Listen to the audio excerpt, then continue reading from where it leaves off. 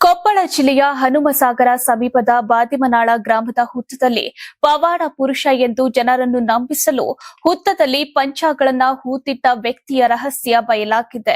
ಗ್ರಾಮದವರು ಕನಸಿನಲ್ಲಿ ದೇವರು ಹೇಳಿದಂತೆ ಪಂಚಾಂಗಗಳನ್ನು ಹೊರತೆಗೆಯಬೇಕು ಎಂದು ನಂಬಿಸಿ ಪುರುಷನು ಸ್ವತಃ ನಾಟಕವೊಂದನ್ನ ನಿರ್ವಹಿಸಿದ್ದು ಬೆಳಕಿಗೆ ಬಂದಿದೆ.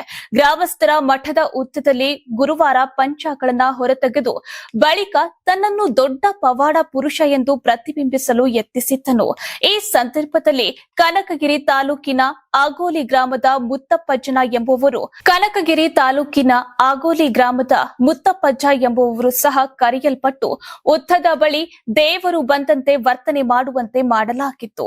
ಬಳಿಕ ಪಂಚಾಂಗಗಳನ್ನ ಮೆರವಣಿಗೆಯ ಮೂಲಕ ಗ್ರಾಮದ ಮಸೀದಿಗೆ ತಂದು ಪ್ರತಿಷ್ಠಾಪಿಸಲಾಗಿದೆ. ಶುಕ್ರವಾರ ಮಧ್ಯಾಹ್ನ ಪುರಾತತ್ವ ಇಲಾಖೆಯ ವರದಿ ಮತ್ತು ತನಿಖೆ ಆಧಾರದ ಮೇಲೆ ಇದು ಸಂಪೂರ್ಣವಾಗಿ ವ್ಯವಸ್ಥಿತ ನಾಟಕ ಎಂಬುದು ದೃಢಪಟ್ಟಿದೆ.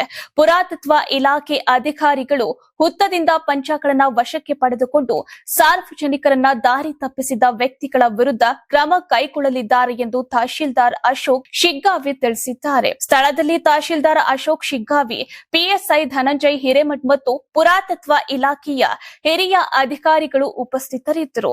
ಮುಂದಿನ ದಿನಗಳಲ್ಲಿ ಪ್ರಕರಣದ ಕುರಿತು ಹೆಚ್ಚಿನ ತನಿಖೆ ನಡೆಯಲಿದೆ.